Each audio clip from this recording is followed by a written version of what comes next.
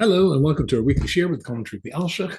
If you were with me last week, you'll know this is part two of the share we started then.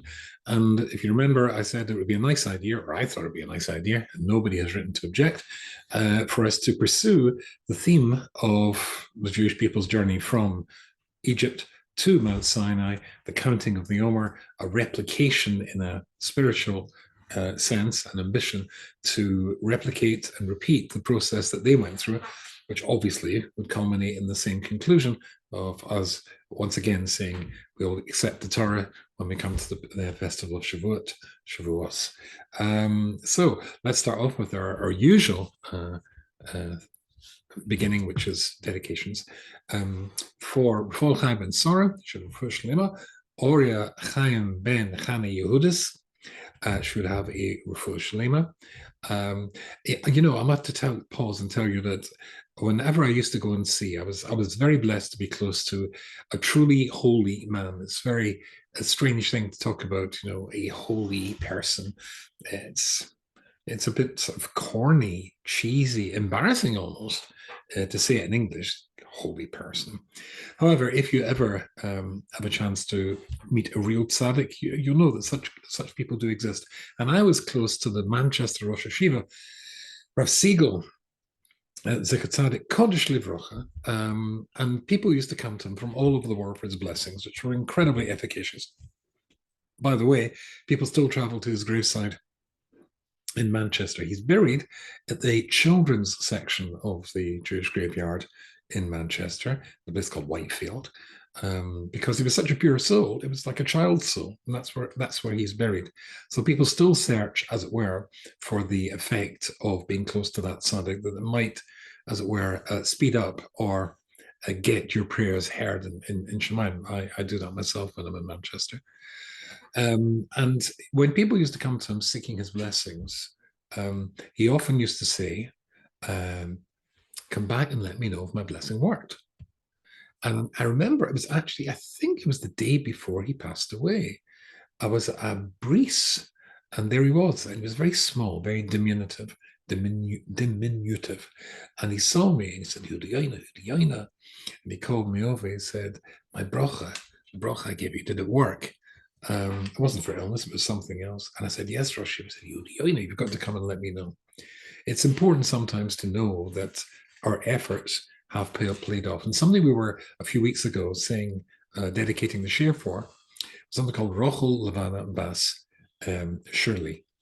And I just received good news today that scans, which were being ordered and carried out, just to make sure that a worrisome concern wasn't a real one, indeed turned out not to be a real one.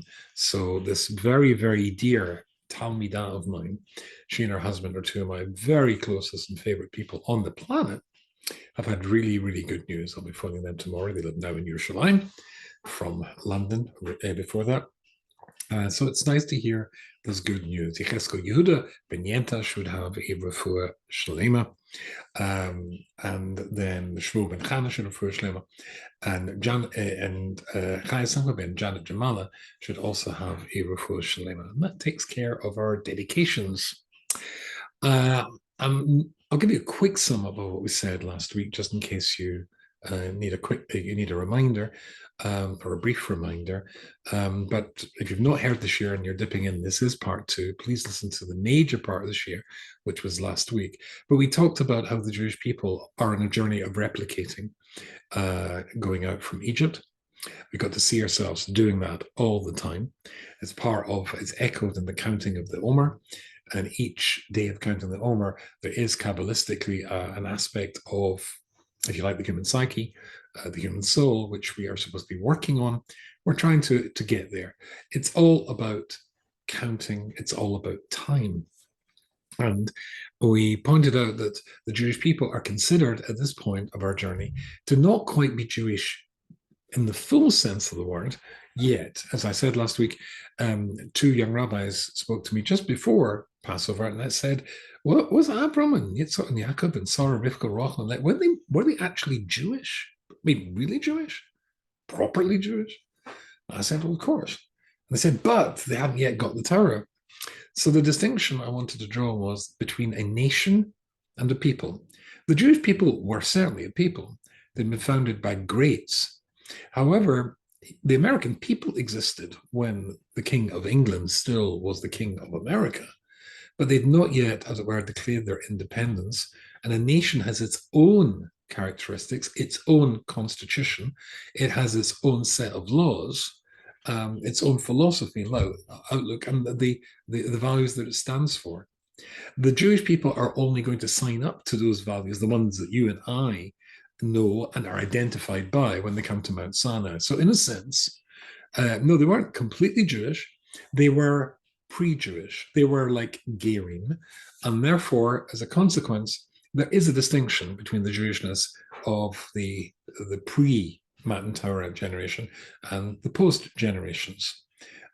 We are again, therefore, experiencing that thing too, that process of transitioning from one to the other. And I said last week that obviously, if we're on a journey, a successful journey requires a guide. The guide who will take us on that successful journey, the person who brought us the Torah, in which the journey is obviously recorded, is Moshe Rabbeinu. The map that's going to tell us all the pitfalls and danger spots, as well as the good places on that journey, is of course the Torah. And remember, we said it's a wiggly line, the line from the 50 or 49th level of spiritual corruption, which we were on in Egypt, to reach the 49th level of spiritual growth, which we achieved at Mount Sinai, was not a straight line, a smooth line. There was incidents along the way. We're supposed to be able to learn from that, and apply that to now us in our generation as well. Well, that applies not only to that guide and that guidebook, but there's a companion, not just one map to get us on the journey, and not just one guide, but two. Of course, Moshe Rabbeinu, as I said, and the Torah, but there's another one which was Rus. Rus, who's also pre-Jewish, who becomes Jewish, and her journey is another inspiration for us. We read that, of course, at Shavuot. So last week, if you remember, we talked about the concept of why Gerim suffer. And we said that basically, quoting Rabbi Dessler, that somebody who is a ger or geras who had done this properly and for the right reasons and from the right background, to quote the Arizal, nobody ever became Jewish, nobody ever left Judaism behind and embraced a different religion. Somebody who becomes Jewish always had a Jewish soul, but inside a non-Jewish body. Somebody who left Judaism behind always had a non-Jewish soul in a Jewish body. Intriguing concept. But that idea applies when a person is going to come back, become a ger, in order, as we saw when we looked at Rabbi Dessler, in order to repair damage that he or she did as a Jew in a previous generation, a previous Gilgal incarnation. Then you're sent back to do what you're supposed to do. The Talmud's question was, why did Gerim suffer? And one answer is because they delayed becoming Jewish. And we went into this in more length. You'll see that whole thing last week. But certainly, the sooner you become Jewish, if you are a Jewish soul, trapped, as it were, in a non-Jewish body, the sooner you do it, the better. And you would be penalized if you don't do it as soon as you can. Why should you be penalized? Why should you suffer? The suffering is not a punishment. The suffering is to help you overcome a problem that your delay has created. We're all here, as we said, for a certain amount of time. 70 years, says King David, 80 years. Of course, I'm in my mid-60s. So therefore, let's point out that takes me just halfway through my expected lifespan. I'll be 120, as I say in Yiddish. We always give a blessing in Judaism. A person should live to be 120, so I'm just about halfway there, which gives me a lot of room still to grow. But the point is, you're here in order to grow and achieve either what you failed to achieve in a previous life, or to put right the damage you did in the previous life. The verse in chapter 2 of the book of Ruth, which tells us that, is when Boaz congratulates and salutes what Ruth has done in her journey to become Jewish. She's not yet Jewish, not fully Jewish, and says, it uses words which hint to that he did it speedily. Our problem was it wasn't speedily.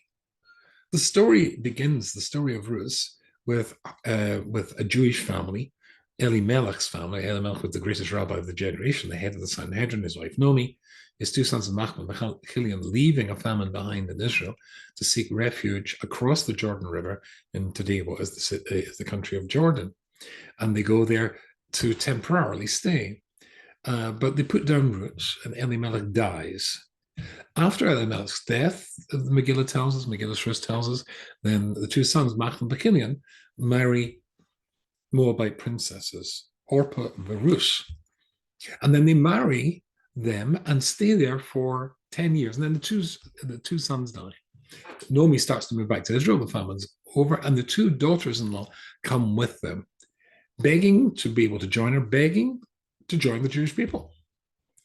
And she rejects them. Now, that's where I want to take our shiur this week.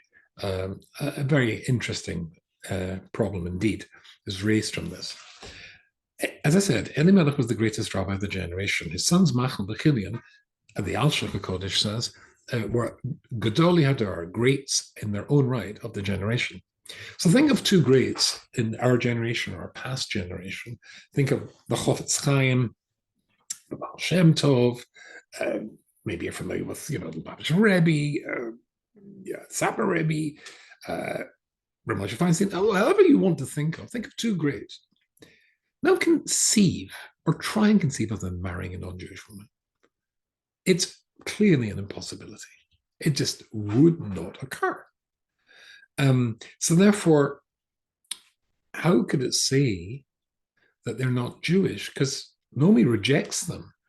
And when they try to come with her to the land of Israel, as Ruth says, your people will be my people, or you lie, I will lie, etc., etc. But surely they were already Jewish. Surely these two great rabbis had converted these two women whom they went on to marry, these two Moabite princesses. So therefore, if that's true, how could Naomi reject them? If you say that they weren't Jewish, then we're back to the other problem. And the other problem is, if that's the case, how did they marry out? How did they marry outside their own people? That's the question which we're coming to. And you remember as well, just let me re-emphasize that, Boaz congratulates Ruth for her speedy conversion and accepting Judaism.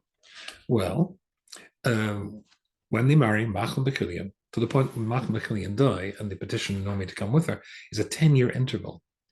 That's not a speedy process, right? It took her 10 years to decide to convert.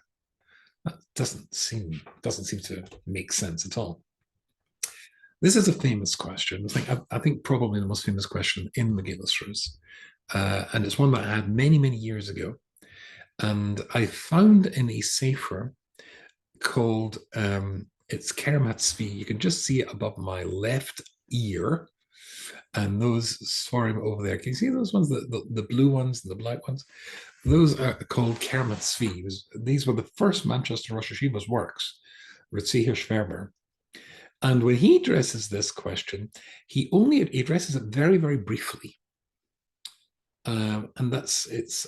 But he says a full explanation will be found in a work published in Padua in Italy, I think about 500 years ago. So when I was still living in Manchester, which is full of Rabbonim and Talmidei Chachamim, I asked many, many people whether they'd heard of this work, heard of this sefer, which is called Emunas Chachamim. And nobody had heard of this sefer. And the author is Reb Shimshon Bazila. And this became a search which I was determined to succeed in locating this. And I just couldn't find anybody who had either heard of it, or if they'd heard of it, knew anything about it. And then I had an idea. The three greatest libraries in the world today are probably the Library of Congress, in no particular order, the Library of Congress in America, but it's certainly a new library, hardly an ancient library, the French National Library, that's pretty old, and the Bodleian Library in Oxford. And so I thought, I'll phone up the Bodleian Library, which has got a very, very famous Hebrew book section. So I asked if I could speak to the head of the Hebrew section. And somebody came onto the telephone, a very jolly and very friendly person. He said, "Hello, Philip here." And I said, "Hello, Philip. I'm phoning with a question. We've never met, and I'm not part of the university, but my name is Rabbi Y.Y. Rubinstein." And he said, "Oh, Rabbi Y.Y. Rubinstein." So it turned out that he had heard me many times on BBC Radio and seen me in television, BBC Television, and other channels in the days when that was part of my regular activities. And he seemed to know all about me, or know as a broadcaster, and he was very excited to be speaking to me on the phone. And he said, "I'm very sorry, Rabbi, I can't help you. I'm familiar with the work. However, we don't have it at the Bodleian. I think he called it the Bod. We don't have it at the Bod. However, I can tell you where you will find it." So where's that? He said the Vatican Library. If you phone the Vatican Library in Rome, I don't think it's going to be in Palermo, but it's going to be in Rome, and you speak to, I think it was Father Carlo, if I remember correctly, he said. If you speak to Father Carlo, I'll give you the phone number in a second. Please send the best regards from Philip at the Bodleian, and I'm sure he'll be able to help you. And so he gave me the phone number. It's the first time I'd ever phoned Italy. And I get through to, after a wait and a few missteps, through to Father Carlo. Came to the phone in a very charming Italian accent. And I said, "Hello, Father Carlo. We've never met. My name is Rabbi Rubinstein, and I'm phoning you from Manchester in England. And I have regards for you from Philip, your colleague at the Bodleian." "Oh, Philip." So I started to get very excited in an Italian way, charming way. And so I explained to him what I was looking for. I said, "Of course, we have the book." I said, "Would there be any possibility of you sending me," I think it was chapter 24, was what I wanted. He said, "Of course." In those days, that was by fax. So he very kindly photocopied it and faxed it to me. And this is the front. This is the page of the front page of the book. And in this book, there was the solution to the problem which I outlined at the beginning. How could the two great rabbis, Machel and Bechilian, marry non-Jewish women? They must have converted them. But if they must have converted them, how on earth could Naomi say, "Go back to the people that you come from"? If somebody has converted to Judaism, they've converted to Judaism. Even if the next day they change their mind, have a volte face, go to McDonald's and eat a beef burger, it's a Jew eating a beef burger with all sorts of negative consequences for the rest of the Jewish people, because of course we're all joined spiritually at the hip. What one does pulls and tugs towards the other in a positive or negative direction. However, having said all of that, I'll now read to you. Here's I blew this up so it's easy for me to read. And you can see the words that Chachamim, the very ancient script, or typeface, I should say. And so he asks the question. I'm going to read this whole thing to you. He says, "Lefiha emes, machl b'gaira isrus, v'kabala aleho oil malchus shemayim." There's no doubt whatsoever that, indeed, even though we've got a contradiction between either Naomi's position and Machel Bechilian, or seem to have, these two contradictory positions can exist simultaneously. He says, again, "Lefiha emes," without any doubt, Machel Gair Rus, Bakabla Aleha Ol Machel Shemaim. There's not the slightest doubt that Machlin converted Rus, and she accepted upon herself the burden, the yoke, that's what, the yoke of the mitzvahs, like anybody else. But Tovla, Karoi, and she went to a mikveh, could be a stream, could be a river. The king Kilian, and not only that, the same brother Kilian did the same thing for Orpah. And after the conversion, then Machlin did Kedushin to Rus, the Kabla Aleha Ol Malchus Shemaim. And the marriage was a completely proper marriage. Chuppah v'kedushin, karoi as it should be, the kolbiyasa lefei dartoi hoyabiyasa materis, and therefore the cohabitation, the normal cohabitation of marriage, was totally appropriate and a mitzvah, etc., etc. Ki ishta gemurahi oisa, because she became completely his wife. Okay, mitzad atzumas kedushas rus, וכבונס מחלן נתקו נשו בנשו כאילו היסה אישתו כי אודם ירא לעיניים והשם ירא ללבוב. So therefore, that means the motivation of both Machlin and Chilion was 100%, Machlin and Chilion with his brother, and Rus was 100% L'Shem Shemayim, 100% for the sake of having 100% sincere. And not only that, they saw themselves as part of one soul, and as he says, even though that this was going to be contested later, as we saw, nobody's going to contest this, still, people look at the outside and may consider you to be insincere or sincere, but Hashem looks into the heart and knows if you're sincere or insincere. But there may have been one little problem.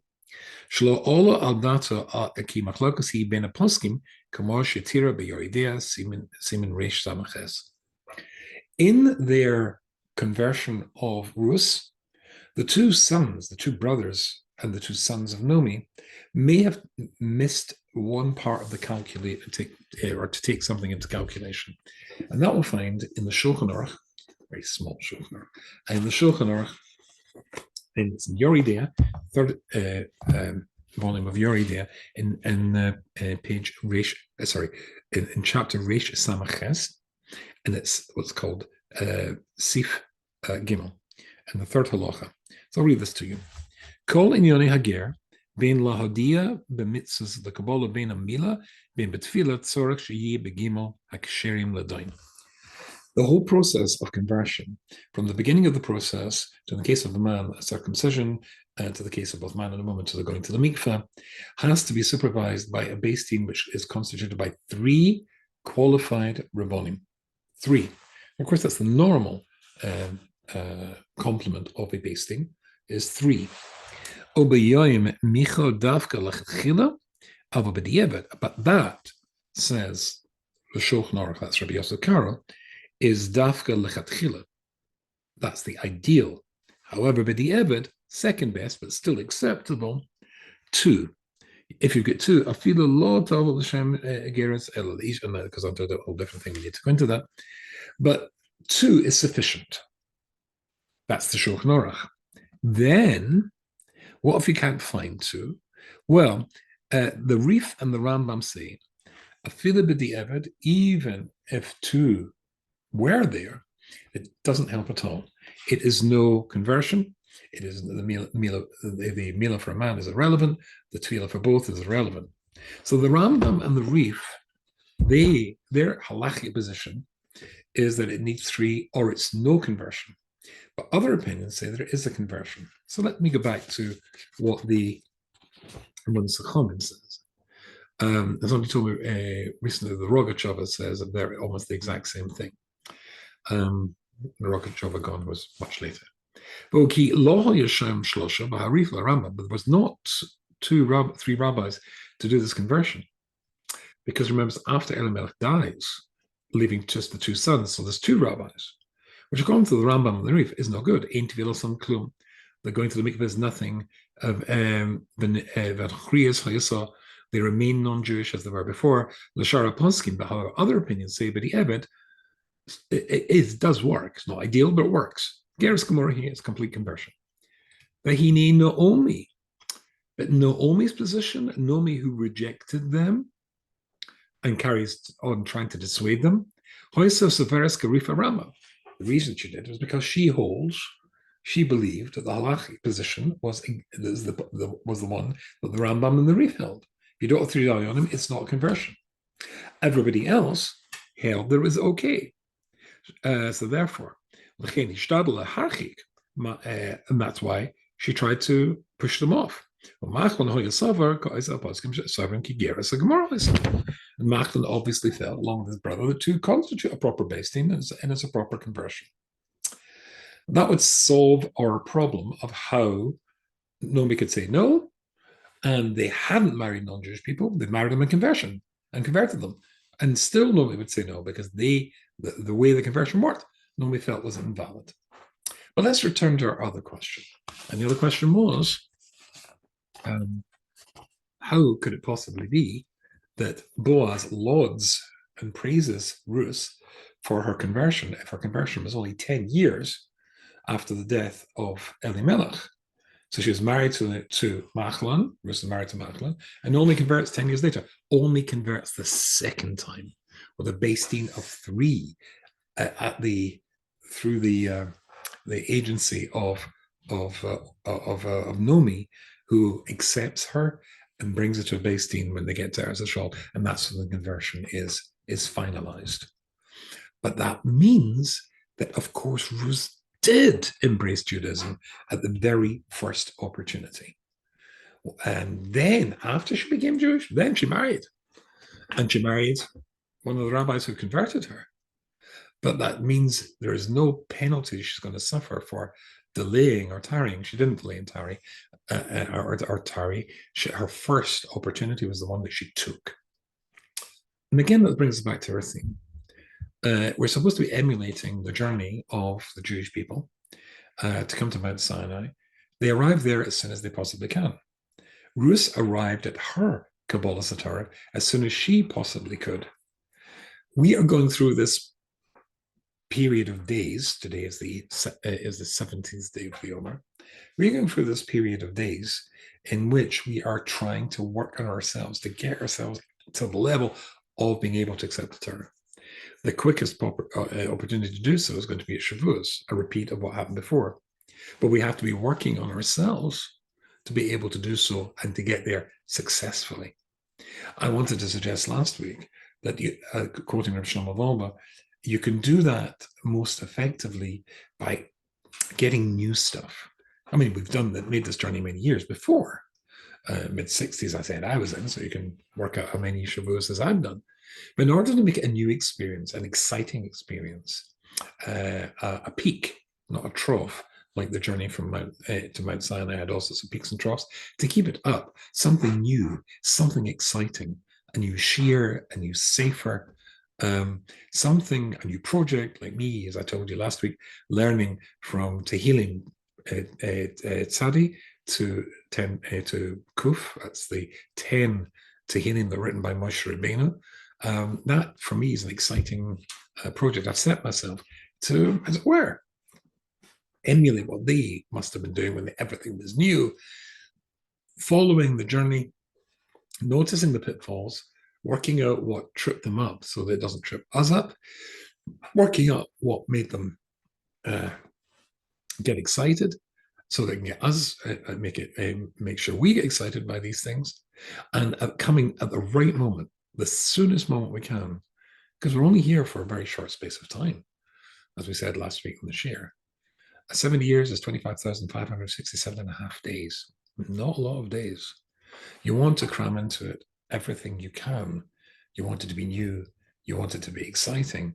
And that's what Shavuot is all about. So that's stage 1 and stage 2 of our journey to Mount Sinai. Next week, let's examine a different aspect of that journey, which we're trying to be on this time too. Wish you all a very, very good Shavuot.